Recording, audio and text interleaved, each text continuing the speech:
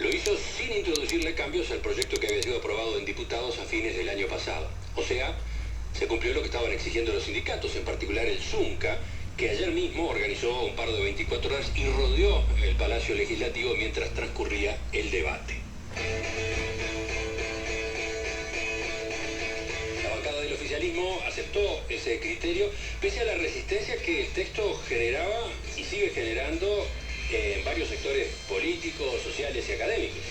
Ustedes han escuchado que gremiales empresariales, expertos en derecho constitucional cuestionan la solidez jurídica del proyecto. Bueno, incluso 7 de los 16 senadores frente amplistas están convencidos de que la ley puede ser declarada inconstitucionalidad.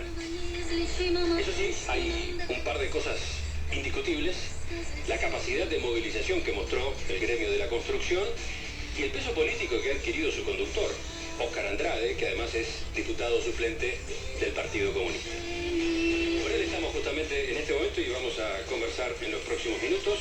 Andrade, buen día, gracias por acompañarnos. ¿Qué tal? Buen día, gracias a ustedes por la invitación. Voy a repasar cómo quedó el texto del artículo primero, ¿no? Que era el que sobre todo se discutía.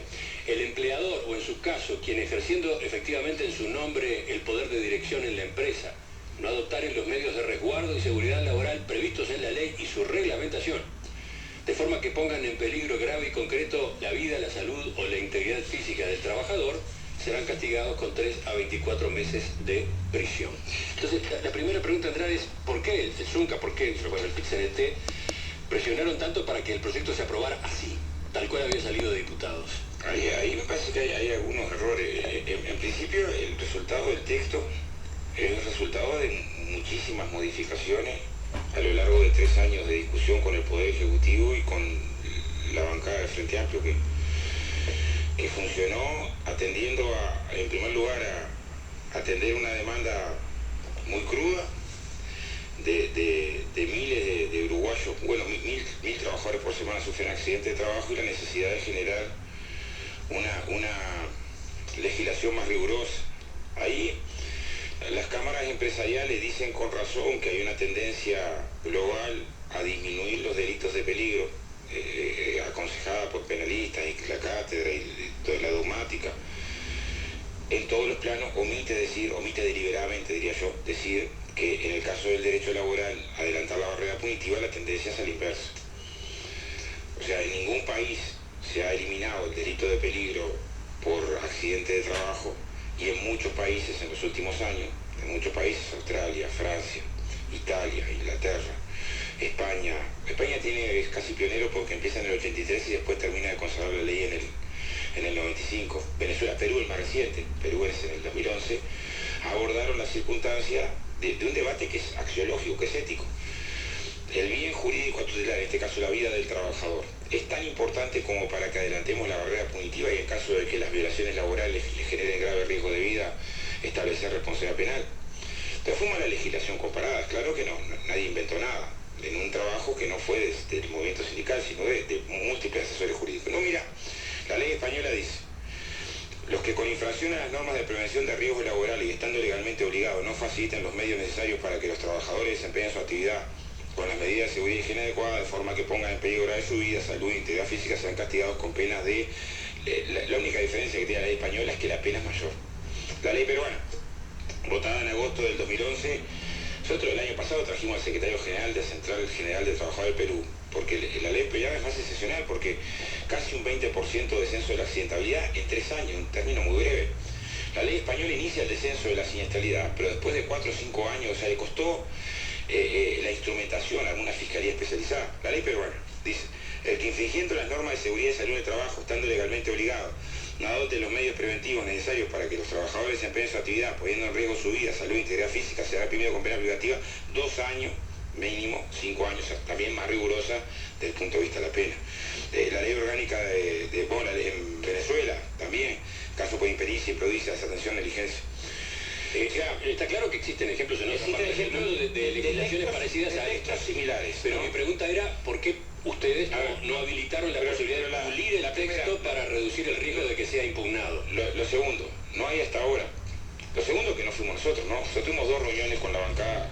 A ver, es cierto que la relación movimiento sindical, la bancada del Senado, fue escasísima. hubieron solo 2 reuniones. ¿Me explico?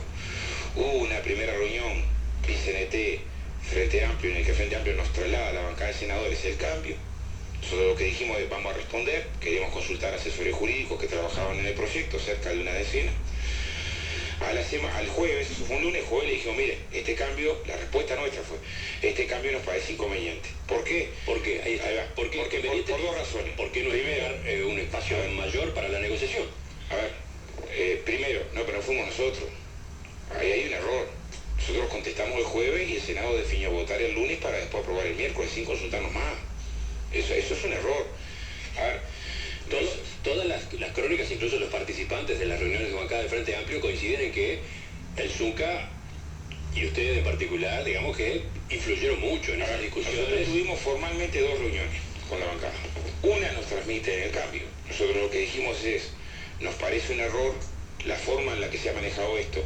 Porque vos te imaginas, en 3 años de discusión en diputados hubo múltiples cambios al proyecto.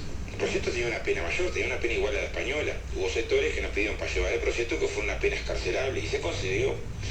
El proyecto en términos de culpa establecía la culpa como circunstancia que si se demostraba la culpa del empresario en el accidente, el Banco de Seguro de Estado podía, después de cubrir el accidente, ir contra el empresario. Nos pidieron que fuera culpa grave y fuimos a culpa grave. Trabajamos mucho en el sentido que no siempre fuera el empleador directamente, esto tenía que ver también con personas físicas y jurídicas, sino que para evitar la responsabilidad objetiva pusiéramos quien efectivamente ejerce el rol en la empresa. O sea, hubo múltiples cambios al proyecto de ley original a los efectos de llegar a un acuerdo. Ahora, con el movimiento sindical hubo 2 instancias. Una en la que se nos transmite el cambio, el concepto de omisión deliberada, y una segunda instancia que fue el jueves, donde le damos una devolución. La devolución es jurídica, es decir, miren, es una aberración jurídica el cambio. ¿Por qué? Porque solamente en el derecho penal uruguayo se admite que sea doloso, o sea, se admite, culposo, disculpen, sin intención, se admite que pueda ser procesado bien sin intención en caso de homicidio o lesiones. Y estamos hablando de un delito de peligro. En delito de peligro es claro que tiene que ser intencional. Entonces, se llevaron todas las normas jurídicas, más de una decena de delito de peligro, donde ninguna de las normas de delito de peligro establece que sea deliberado, por más que todas son deliberadas. O sea, es claro que tiene que ser un hecho de conciencia.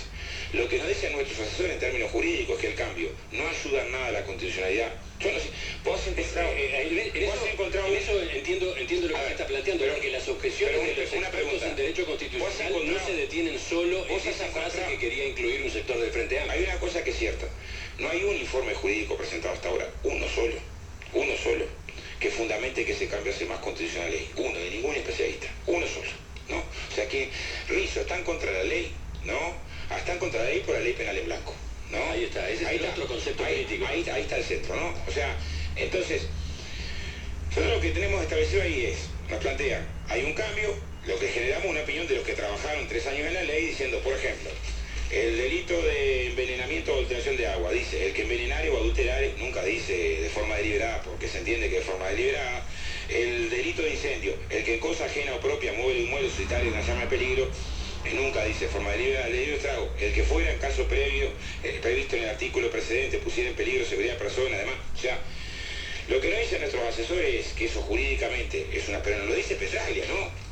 Miembro de la Suprema Corte de Justicia, lo dice Corseñac, lo dice Babase, lo dice Targoño, no podemos mencionar los nombres. A ver si entiendo bien, lo que usted está señalando es que ese cambio que el senador Enrique Rubio y el Frente Libre Sereñi querían introducir no solucionaba nada desde el punto de vista del riesgo de que la ley sea declarada inconstitucional. No solamente no solucionaba, sino que además complicaba la vida al juez. Lo que nos dicen todos los asesores es, esto le complica la vida al juez, porque ante el juez lo que tiene que pensar es por qué, la primera pregunta, ¿no?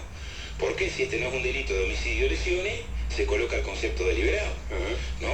Y pudiera dar, una vez iniciado un proceso, de una ley que ya tiene enormes dificultades para la carga probatoria. Porque, a ver, vos lo que en una denuncia de este tipo tenés que probar primero que el tipo intencionalmente, o sea, no hay una discusión de fondo, es de forma, intencionalmente, con conciencia, ¿no? Violó una normativa, que esa normativa